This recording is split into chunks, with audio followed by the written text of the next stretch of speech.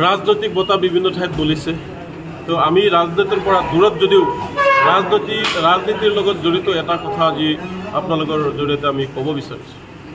আজি আমাৰ সভাখন য'ত অনুষ্ঠিত হৈছে এইটো হৈছে আপোনাৰ কোকৰাঝাৰ জিলাৰ যি গোসাইগাঁও সাব ডিভিজন তাৰে অন্তৰ্গত।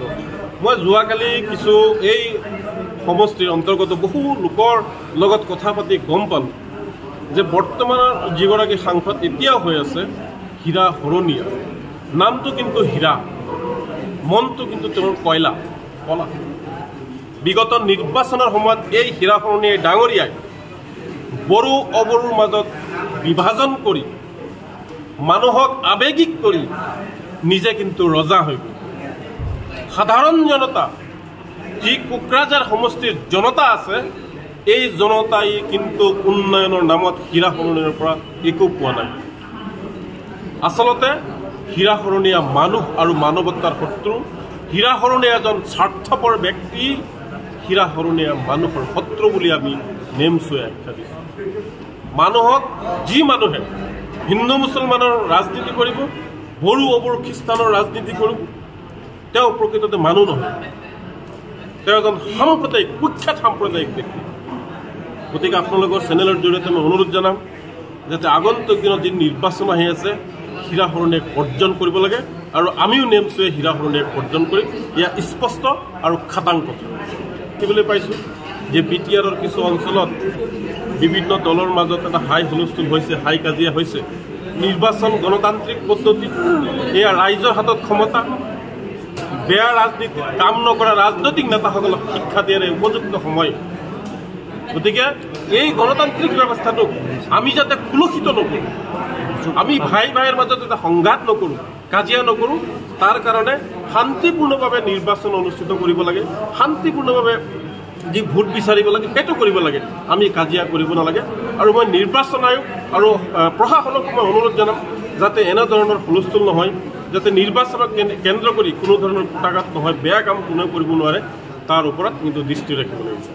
চাওক, অকল UPPL নহয় বা BJP নহয়, স্বাধীনতাৰ পিছৰ পৰা সংখ্যালঘু অঞ্চলসমূহত ৰাস্তা ঘাট বেয়া।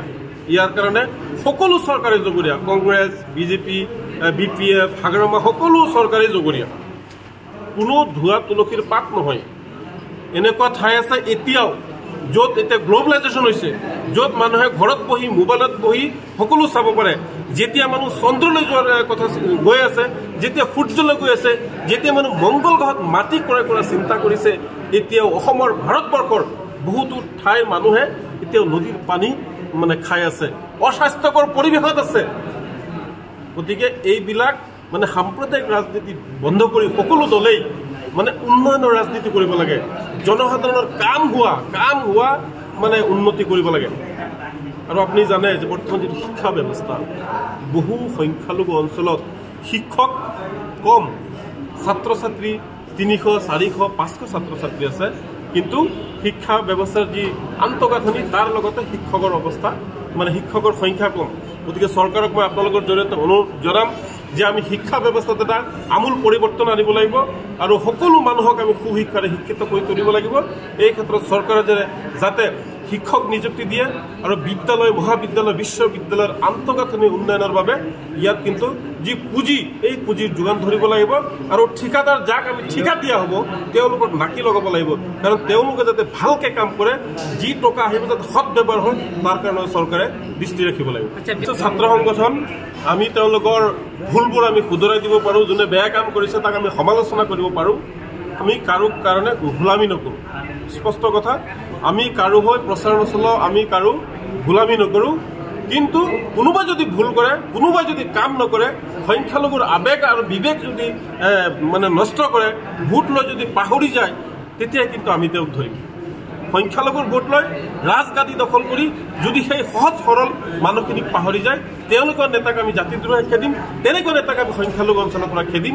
এয়াও কিন্তু স্পষ্ট কথা। কোনেও কিন্তু সাৰি নাযাওঁ, সি UPPL হওক, সি BPF হওক, সি BJP হওক আৰু কংগ্ৰেছ হওক, কোনেও সাৰি যাব নোৱাৰে সংখ্যালঘু অঞ্চলৰ পৰা পহু খেদা দিম। এই একদম 100% আমি কিছুমান ক্ষেত্ৰত দেখা পাইছোঁ যে মই কৈ গৈছোঁ যে মুছলমানসকলক যিটো উচ্ছেদ কৰিছে, টাৰ্গেট কৰি লৈ বিভিন্ন অঞ্চলত কি কৰিছে তেওঁলোকে উচ্ছেদ কৰিছে সংখ্যালঘুসকলক টাৰ্গেট কৰি উচ্ছেদ কৰিছে আমি তেওঁৰ কিছু কাম ভাল পাইছোঁ হিমন্ত বিশ্ব শৰ্মা একদম সঁচা কথা ক্লিয়াৰ কাট কথা তেওঁ বাল্য বিবাহ যিটো বন্ধ কৰিছে আমি আদৰণি জনাইছোঁ ভাল পাইছোঁ সুদখোৰৰ বিৰুদ্ধে যিটো ব্যৱস্থা লৈ আছে বৰ্তমানো যে অন্তিমজন সুদখোৰ থকালৈকে কৰিছে আমি ভাল পাইছোঁ চৰ চাপৰি অঞ্চলত দাদাগিৰি কৰা মাফিয়া ৰাজ চলোৱা সেই গুণ্ডাসকলক সেই মাতাব্বৰসকলক তেওঁ চুচৰাই আনিম বুলি কৈ আৰু সহজ সৰল সংখ্যালঘুসকলক যি ন্যায় দিয়াৰ কথা কৈছে আমি ভাল পাইছোঁ কিন্তু আমি ভাল পোৱা নাই যিটো উচ্ছেদ কৰিছে অমানৱীয়ভাৱে সংখ্যালঘু মুছলমানসকলক টাৰ্গেট কৰি কিন্তু তেওঁ উচ্ছেদ কৰিছে গতিকে মই তেওঁক পুনৰবাৰ অনুৰোধ জনাইছোঁ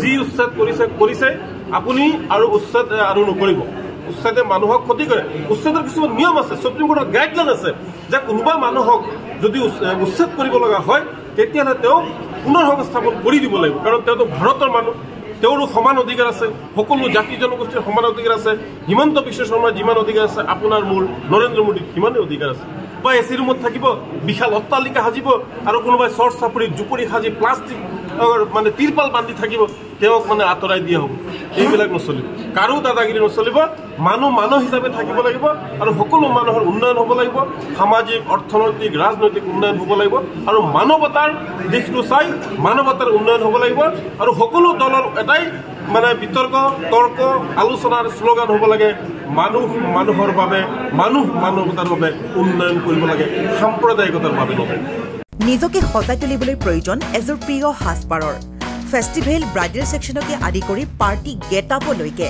মুঠৰ ওপৰত এযোৰ মন পছন্দৰ সাজপাৰৰ বাবে চিন্তা কিহৰ সাজপাৰৰ লগতে উপলব্ধ গহনাও তাতোকৈ ভাল খবৰ লেডিজৰ লগতে জেন্টছ আৰু কিডছৰ সেকশনো উপলব্ধ আপোনাৰ কাষত গীতাৰ থ্ৰিলছ ক্ৰিয়েশ্যন যোগাযোগ নম্বৰ 7638886024 ঠিকনা near Japorigog LP school Japorigog Guwahati house number 11